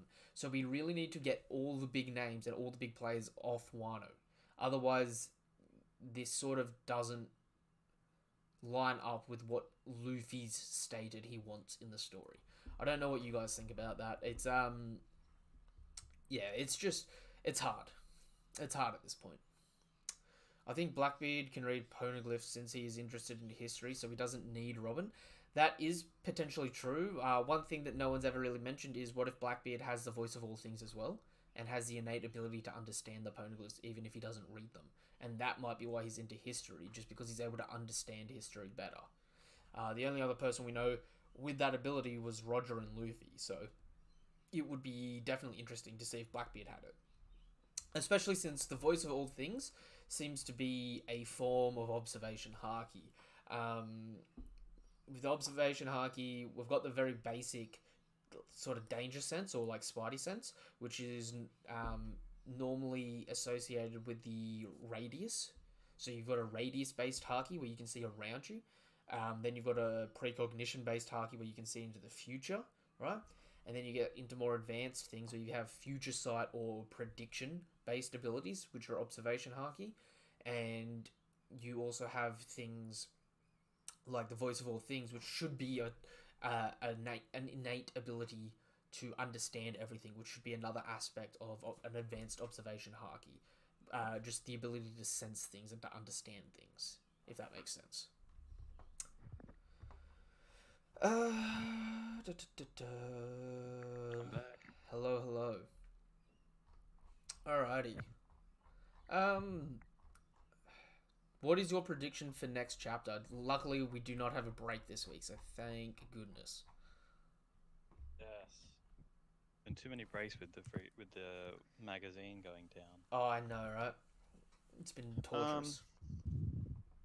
So more Luffy and King. Sorry, more Queen and King. Yep.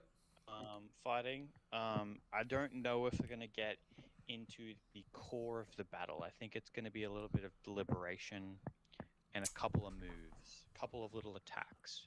But I don't know if it's gonna be like a big chunk of battle. Like there's still gonna be a lot of like text bubbles, is what I'm saying. Basically. Well, if whereas like when Luffy was fighting Katakuri, you know how there was bits of it where it was just like tons of panels of just action and that's it. Yeah.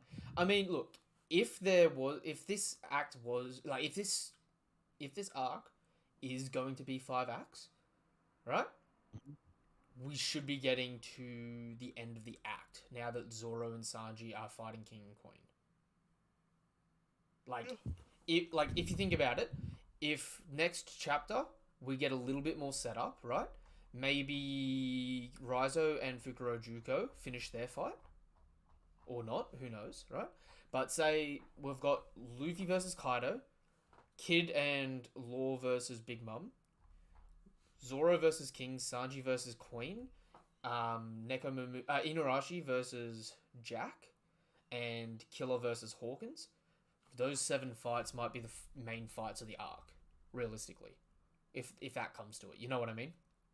Yeah. I'd like to point out though, because it's been weighing on my mind, and the reason I'm wondering about the acts, right, is because not only are we getting to sort of the last echelon of this conflict, but Oda said this year Shanks would make a move. We just got the announcement that I know it's all the way in December, but we've just got the announcement of the date for Jump Festa this year, which means we've almost hit that year mark now, but we still haven't seen Shanks make a move. You know what I mean? Yeah, right. So it's at the point where I'm sort of like, if we're going to cut away from Wano, it's going to be happening between now and December. Otherwise, Oda's just played us for a goof with a lie again. You know what I mean? Yeah. Yeah. Sanji's kick in the end of the chapter looks like Bon Clay's, maybe Okama Kempo infused technique. Yeah, I can kind of see that. I think it's just Oda's way of drawing Sanji kicking these days, though. Sanji's been doing some very flexible kicks as of late in the manga. I think he was like naturally taught right from them. So a lot of his attacks post time skip would be based off of that. Also, something that Or we his own version. something that we don't talk about, right, is Sanji's attacks burn, and considering we don't see Queen using Arm and Haki to block this, every time Sanji's kicking Queen, he's like searing his skin pretty badly. Yeah, So really. like Sanji doesn't get enough credit, I think, in terms of damage output, because in the past when we've seen people block him with Diable Jambe, it's just like, oh, he's been blocked, so he's, useless. But when he kicks people with that thing, like, it does some internal damage. Like, it's sort of similar to like a Red Hawk in terms of like what it does to the body. Do you think if Sanji goes invisible with his suit, it'll deflect the light and stop and make him immune to the laser blasts? It could. That's something that I've wanted to see for a while, because it's also something that I've questioned in the past. Like, could Jozu tank Kizaru's lasers, and would it just refract without causing damage, or would it still like mess him up? It could be that they play this sort of like how Zoro can counter King's fire and Sanji can counter Queen's lasers. Mm. So they both kind of can level a playing field because of that. And then later on, it seems like if any of the Straw Hats are going to be start to fight the admirals, it does seem pretty good to have like Zoro versus Fujitora and Sanji versus Kizaru. Honestly, Just honestly, because it just matches up so perfectly. it's been set up like that for a long time. But I sort of feel in the opposite camp, where I kind of wish it would go the other way, where Sanji fights Fuji and Zoro fights Kizaru, because at this point in time, weirdly enough, like, people discredit Kizaru a lot. People either ride Kizaru saying he's like definitively the strongest, or they say he's like useless and just crap, right? Like, people are really either one side of the spectrum for Kizaru, yeah? What I think, though, Kizaru has sort of placed himself, especially narratively in the story so far, you can look at him as the first mate of the Marines. Like, if Akainu's the leader of the Marines, Kizaru's clearly being depicted as his first mate. They're shown together in meetings a lot. They're shown together consulting each other a lot. You know what I mean? It seems like if Akainu's the number one, Kizaru is the number two of the Marines at the moment. And I'm not trying to downplay Fujitora. And like, based on Fujitora's abilities, he should counter Kizaru and stuff like that. But without going into that sort of semantic stuff, it seems like Oda's been setting Kizaru up to sort of fulfill the role of like Akainu's first mate, if that makes sense. He sort of fulfills the same roles that we see like King, Marco, and Zoro doing to their captains. You know what I mean? I just don't really see like I don't think we have enough info on Fuji and especially even Green Bull. Green Bull. So I don't think we know like the current admiral sort of like pecking order kind of deal. Like it could possibly be that like because Green Bull seems very very confident. It could just be that it's his personality, or it could be that he's like a cut above. Um, it seems to me, and I like to kind of think that all the admirals are just sort of the same. So like all the admirals at the war were equal strength, and then now all the admirals are just equal strength. See, It's an easier way to think about it. it's hard. I think the matchup is pretty significant because the thing is like how do you see Sanji overcoming gravity? I don't see that ever being a thing. I mean, he's already Whereas we've already overcoming. seen Zoro like brute strength through it. Sanji overcomes gravity every time he skywalks. Realistically, and I know Yeah, but you're not Fujitori's going is to a lot skywalk stronger, against it. but yeah, I get what you mean. I just feel like it would be a harder matchup in those situations, especially since we've seen Kizaru with a sword as well in the past. I don't know if Fujitori is a swordsman, but it to me it would be interesting. Okay, we've got some comments here. Do you have the same opinion that Sanji is a perfect modification of Germa, and his feelings ignite the genes which can exceed his brothers, who had no emotions? I think at this point in time, Sanji, based on his element, is weaker than his brothers, but based on everything else he has going for him, is stronger. Like Sanji was clashing equally with Yonji, sort of thing, with Yonji in a raid suit. Whereas when he fought Niji and Ichiji, they were both in raid suits. You know what I mean? So realistically, Sanji's stronger outside the suit. Maybe not necessarily stronger than Ichiji, but like he's around that level, right? Without the suit. But with the suit, Sanji should be stronger because he's already got the natural strength boosts that they don't necessarily have, even though that they were modified more successfully from earlier on, if that makes sense. I think we're about to learn a lot about lineage factor right now from Queen. Queen, yep. And I think Sanji is going to learn about the fact that he actually does have the linear factor gene that gives all of his siblings the power. It's just that the siblings have been designed to have that specific power, whereas Sanji has been sort of left blank. Hmm. And so I think Sanji is actually able to use all of the powers that they have. Um, He just doesn't know how to. some I think he has the general lineage factor. He just hasn't been like engineered like the other guy was saying emotionally he I feel like the other ones are sort of like emotionally the reason they have no emotions is because their emotions have been like sort of genetically coded into them they've been to blocked so off, that yeah. they can express that power. Um, Whereas Sanji is able to express all of those individual emotions. He just hasn't really. Something to take into consideration with that as well is Sanji didn't get the abilities from early on because his mum had a bunch of chemicals, right? And his family Yeah. harassed him for wanting to be a chef, saying it was useless. But mind you, being a chef is essentially mixing a bunch of chemicals together. And as we know, especially from the time skip, Sanji's gotten a lot stronger because of his cooking. He very well could have unlocked his lineage factor based on the fact that he was meddling with cooking. You know what I mean? Mm. Like in a weird enough way, he might have like he might have undone his mother's tampering to stop his lineage factor awakening and kept his emotions that the Vin Smoke still had locked, but had their lineage factor from jump. Um, all right. The main reason why Kizaru is rated so low is mainly because of his lack of ambition. He didn't go for the position of Fleet Admiral either, and he often prefers taking orders instead of making them. He's kind of like the old uncle who steps in when needed, but never goes past his respective boundaries. I agree. Um, I agree that Kizaru doesn't have that same drive, but to put it in the, like, to flip it on its head there as well and use that same sort of logic against you, right? Fujitora is so weak of will, he blinded himself because he couldn't stand seeing the world's current state. You have a man with such and I'm saying weak constitution sort of ironically here because I know he's ridiculously strong and has great haki, right? But you had a man who's so emotionally weak, he would rather take out his own eyes than do something about it. And we know he took out his own eyes before he became a member of the Marines. You know what I mean? I didn't used to look at Fujitora in that way, but someone actually sort of broke it down for me, saying like, if you look at Fujitora, right, by blinding himself and maiming himself that badly, and I know it's for aesthetics narratively from Oda's perspective, him being based on Zatoichi, but still, like if you think about the character, right, he he didn't have the guts to face the world in a weird enough way. You know what I mean? I don't know. What are your thoughts on that, Daniel? Yeah, I don't know. I think his whole thing is that like his entire thing is compassion. It's like empathy. So what he did was he's very very like empathetic, and he saw so much suffering in the world that he couldn't bear to see anymore, and then he cut it all out.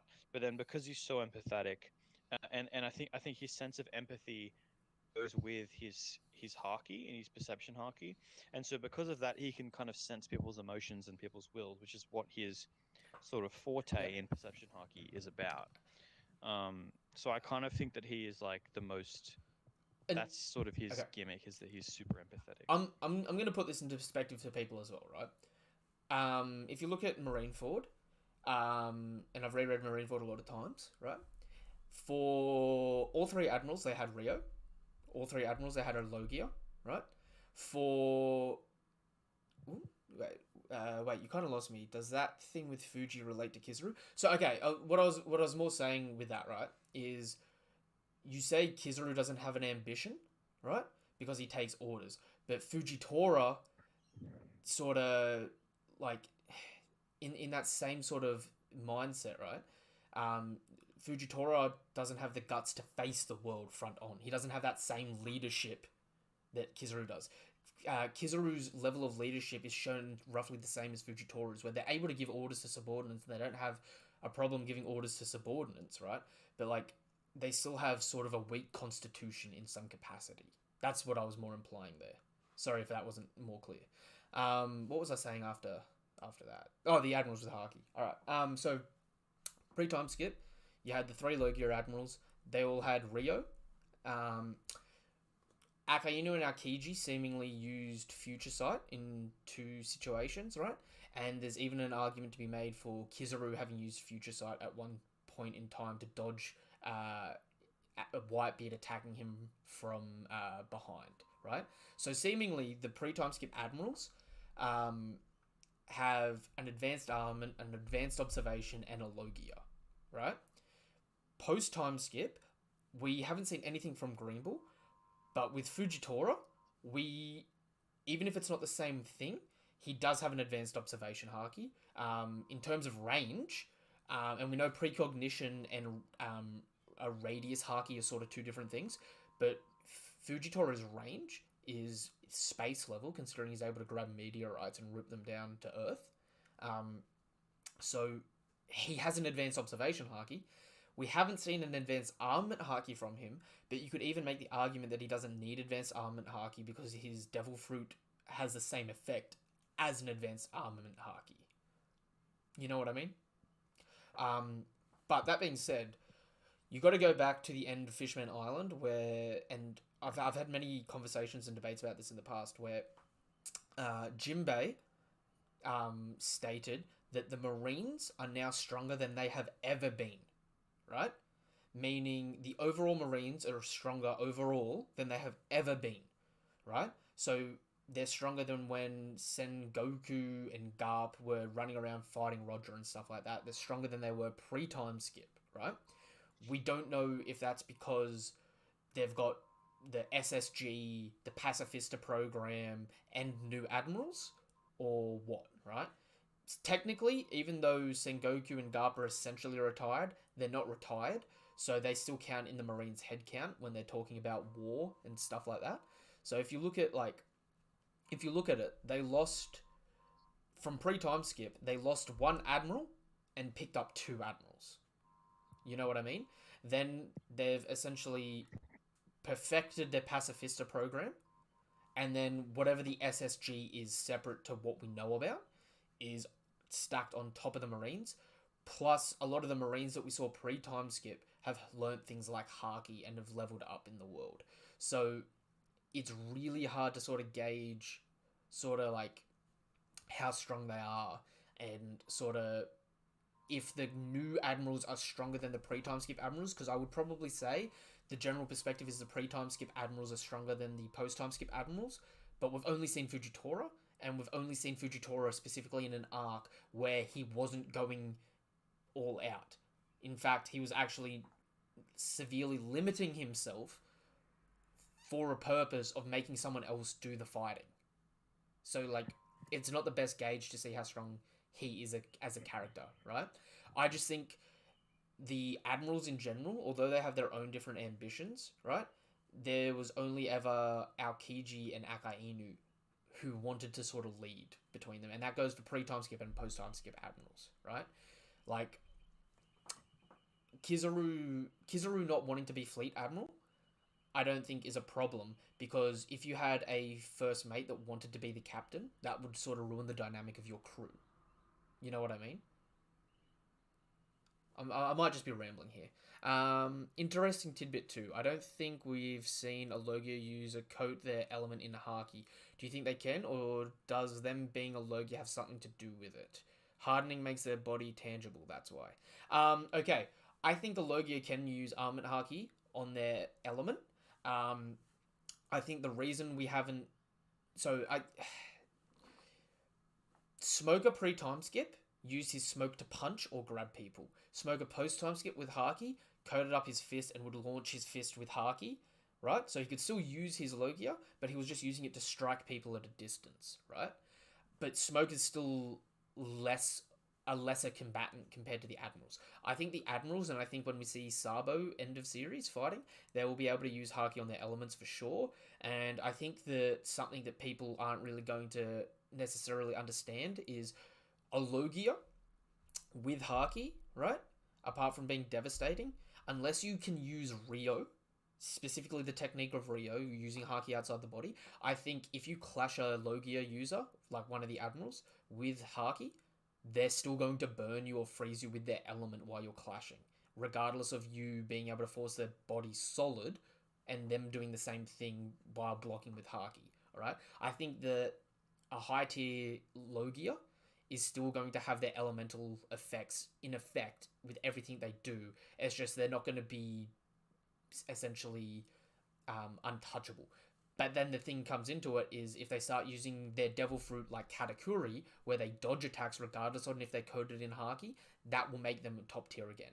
So if you essentially swapped out Katakuri's fruit with Akainu's magma fruit, you got to think every time he's clashing, he's burning Luffy's fists and melting him and burning him, turning the whole area around him into lava, while still using that observation Haki to dodge any Haki-based attacks, on top of having durability. So, like, a high-tier Logia, if they are a high-tier Logia and they are durable, right, and they can tank hits, that's going to be so much more effective, because while they're using Future Sight and stuff like that to block attacks, when you finally do land attacks, it's going to be a lot more insignificant. You know what I mean? What do you think is the title of the next chapter? I've got no clue. Unfortunately, I can't predict the next chapter title. The stars take the stage. Maybe it's something about Spotlight on the stage, potentially. Is there anything else you want to bring up, Daniel? No, I think we covered it pretty in depth. All right, we might wrap up the stream there. We've been going for 2 hours now, and I need to get some dinner sorted. Did you have any thoughts about what I was just saying then, though, about the Logias with Haki? Since we haven't really seen many Logias with Haki. I don't know. I just think if Logias couldn't use Haki, it'd be pretty underwhelming. I don't think you could hold an admiral level position. I think somebody with a really strong Paramecia would just take you out once they've learned really good Haki. Like, I don't think Akainu would be able to handle Whitebeard if he didn't have Haki. Something to consider as well, right, which could be very lethal, is if an admiral can use Haki the same as Katakuri, and they can dodge attacks like Katakuri, right? Katakuri being a Paramecia, right, is one thing, but we saw Katakuri catch Luffy's arm and stuff like that multiple times with his Devil Fruit, right? If you did that as a Logia, if you dodged the initial attack and then closed your body and burnt someone's arm off, that's dangerous. No matter what level you are, that's dangerous, is it not? And then on top of that, if they didn't close up, but they were able to say use Rio to cause damage on that section of their body, that's dangerous as well. You know what I mean? So Yeah. it like the admirals have the biggest capacity for being unreasonably strong at this point in time. The Yonko are already unreasonably strong, and most people probably put the Yonko over the admirals. I'm someone that sort of sits along the line of the admirals and Yonko are probably equal, but I can understand people's arguments for either, right? But we're sort of getting to the point now where we're seeing what all the Yonko can do, but we still haven't seen what an admiral's capable of. We've only seen the aftermath of it.